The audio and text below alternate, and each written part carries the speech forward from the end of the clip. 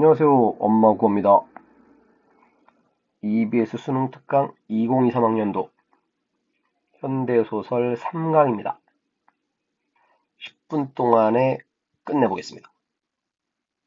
현진건의 서투른 도적이라는 작품이고 1930년 발표, 일제시대 그 가난하고 힘들고 모든 게 부족했던 그 시기에 어떤 가난한 할머니가 망가지는 과정을 통해서 우리 사람들에게 찌르르한 신금을 울려준 이런 작품입니다.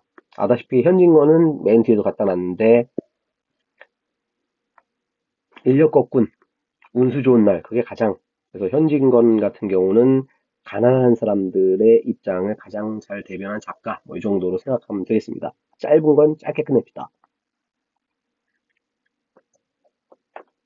나는 집안일을 해줄 사람을 찾지 못했는데 어느 할멈을 일하는 사람으로 받아들였다. 지금으로 따지면 입주 가사 도우미, 그러니까 집안일을 도우는데 집에서 같이 살면서 그런 사람을 구한 거야. 1930년인데.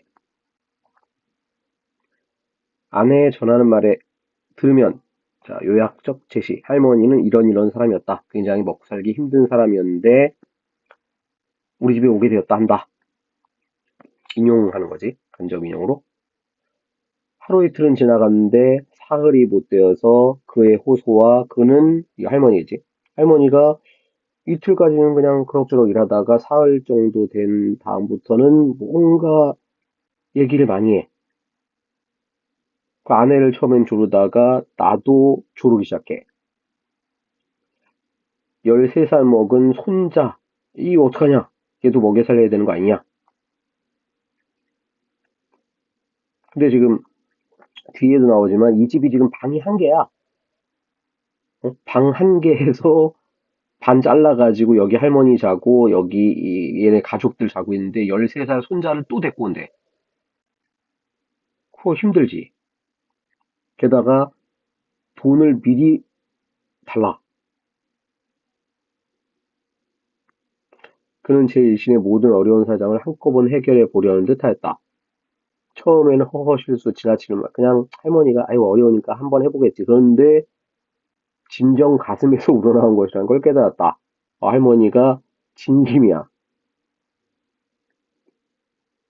물에 빠지는 사람이 하늘나기를 부여잡는 모양으로 죽을 힘을 다해서 메어 달리는 것을 알았다. 여기도 역시 KNOW 계속. 우리에겐 그런 여유가 없었다. 다달이 몇 푼 월급으로 겨우 꾸려가는 우리에게 그의 손자를 기르고 그의 아들 부부가 이 두 명을 더 데리고 오네. 그러니까 총 세 명을 데리고 오는 거지. 방 한 개인데 네 명을 같이 잔대. 방이 지금 여러분들 어딘가 교실 또는 방에서 듣고 있을 텐데 여러분이 알고 있는 그 방이 아니야. 엄청나게 작은 방이라고. 일제시대니까. 그 말도 안 되는 거지. 그 청을 들을 수 없었다. 근데 나의 마음은 무겁지. 자, 뭐라고 우리 소설에서 나가 나왔으니까 안에 있는 서술자. 그 다음에 심리 굉장히 중요하다고 했지. 솔직히 우리 입장에서 여러분들도 가난한 사람들 이렇게 걸어가다 보게 되면은 가슴이 짠하지. 아유 불쌍하다. 이 정도 생각은 드니까. 여기는 더군다나 집에서 일하는 입주 가사 도우미가 계속 얘기를 하니까 가슴이 짠하지. 근데 문제는 해줄 수가 없어. 얘도 가난해. 얘도 부자가 아니야. 나의 고통은 컸다. 낮보다 밤이 더 견디기 어렵다. 밤에 방 한 개인데 할머니 여기 눕고 우리 가족 여기 누워가지고 계속 한숨, 호소, 그리고 잠도 안 자. 계속 얘기해. 밤새.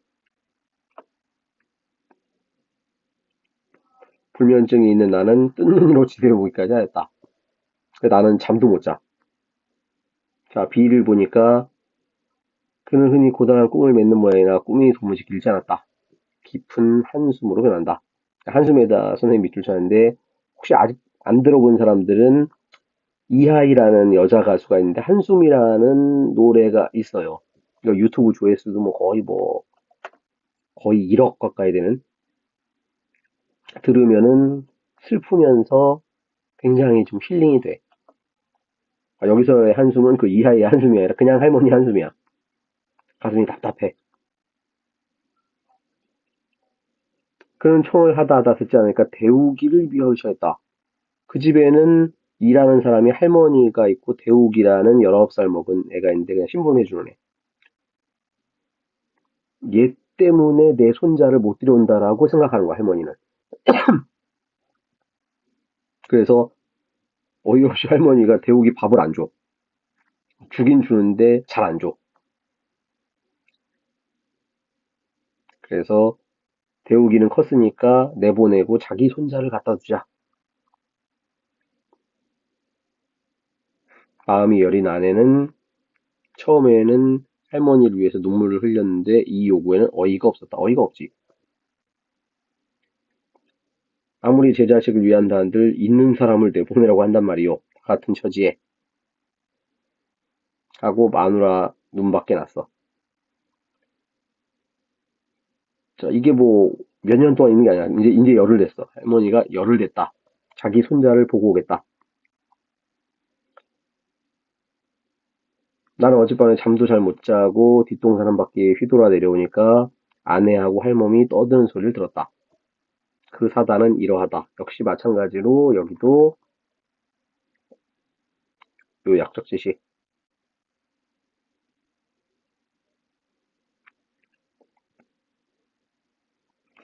쌀이 흩어져 있었고 필경 할멈의 품속에 쌀 감춰둔 것이 발견되었단다.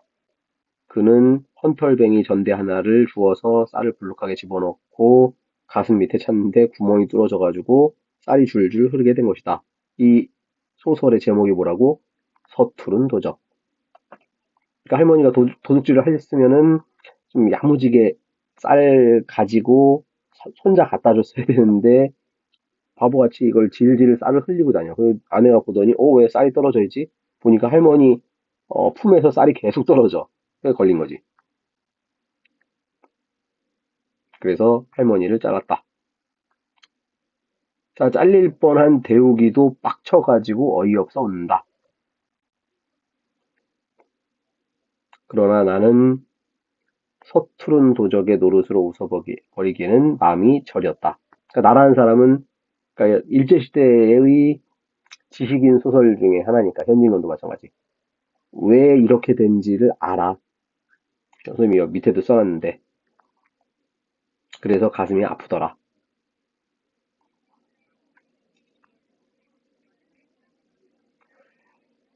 그는 일부러 동전 세 푼을 내어 던진 것이다. 내 보라는 듯이 내어 던진 것이다. 이런 식으로 저 뒤에도 이제 EBS 문제 나오는데 영탄을 통해 가지고 나라는 사람의 정서, 심리를 마구 드러내고 있지. 이렇게 마구. 여기는 굳이 따지면 서리법, 여기는 영탄법. 섬으로 있는 쌀을 몇 줌 훔친들 어떻단 말이냐. 굶주린 내 손자에게 쌀밥 해준들 어떻단 말이냐. 품속에 넣은 쌀까지 뺏는 알뜰한 것들아. 이 알뜰하다 여기서는 당연히 이렇게 되겠지. 마음속으로 외치며 이 동전을 던진 것이다. 우리의 얼굴을 향해서, 심장을 향해서 동전 서푼을 갈긴 것이다. 마지막 대사를 통해서 할멈같이 일제시대인데 할멈이 가난하고 싶어서 가난한 건 아니지. 물론 능력은 부족해. 자기 장사하려다 실패했으니까. 근데 그러면 능력이 부족하면 굶어 죽어야 되나? 그건 아니잖아. 어느 정도까지는 좀 보살펴줘야 되는데 가진 사람들이 거기에 대해서 굉장히 매정하게 너는 능력 부족한 쓰레기니까 죽어야 돼. 이런 식으로 쳐다보고 사실 더 큰 문제는 일제시대 저 앞쪽에도 나오지만 1930년이니까 이제 막 중일 전쟁 시작하고 쪽발이들이 그 전까지도 못되게 굴었지만 1930년 정도부터는 진짜 악독하게 조선을 뜯어먹었거든. 그래서 농민들, 백성들이 먹고 살기 힘들었죠. 그러다 보니까 사람들이 오로지 돈만 알게 되는 이런 상황이 돼버렸고, 그래서 이런 피해자들이 생기게 되었다. EBS 보기를 보면 1931년은 농토나 삶의 터전을 뺏긴 농민들이 빈민으로 전락하게 되었다. 그래서 나는 내적 갈등을 겪었고 도덕적인 자각을 하게 됐다. 연민을 하자. 서술 특징인데 아까 요약적 제시가 한 2번 있었고 그 다음에 끝부분에 보면은 뭐 비유적, 영탄적 표현을 통해서 나의 정서를 드러내더라. 자, 문제는 나라는 지식인이 이제 할머니 안잠자기라는 걸 아까도 얘기했지만 입주 가사 도우미 그 할머니를 통해 가지고 민중의 고통을 발견하고 동정심, 나의 인식. 아, 불쌍하구나. 하지만 완전히 민중과 섞이지는 못하지. 어느 정도 한계가 드러나더라. 여기는 조각상 같은데 청동으로 만든 것 같아. 반짝반짝 빛나는 거 보니까. 이 할머니라고 13살 손자하고 저기 써 있는 거는 안잠자기로 드린 할멈의 애달픈 사연과 서툰 도둑질 이야기, 서투른 도적. 사실 현진건 작품 중에서는 제일 유명한 게 이놈이죠. 운수 좋은 날이라는 몇 년 전에 그 애니메이션으로 만들어졌지. 어딘가 찾아보면은 나오니까 시간 1시간 정도 있는 사람들은 사실은 20분씩이거든. 봄봄하고 메밀꽃 필모력하고 운수 좋은 날 세 개가 한꺼번에 20분, 20분, 20분 묶여 있는 거니까. 뭐 인터넷에서 찾아가지고 보면은 참 좋을 듯.